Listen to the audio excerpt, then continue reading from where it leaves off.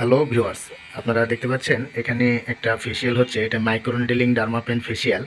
এই ফেসিয়ালটা স্কিনের জন্য খুবই ভালো, এটার কোনো সাইড ইফেক্ট নাই। এবং এইটা করলে যেটা হয়, স্কিন টান টান হবে, স্কিনে কোনো দাগ থাকবে না, স্কিন একদম ব্রাইট দিবে।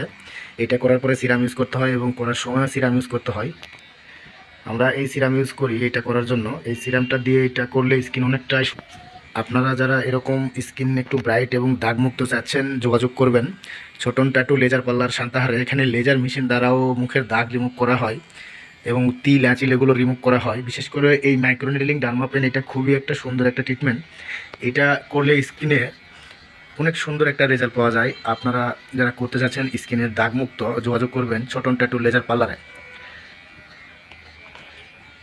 ভিউয়ার্স, আপনারা দেখতে পাচ্ছেন, তো আমি এই কাজটা নিজে করি এবং আমি যে আপুকে দিয়ে কাজটা করাতেছি, এই আপু নিজেও এই কাজটা করছে ওনার স্কিনে করার কারণে অনেক সুন্দর একটা রেজাল্ট আসছে।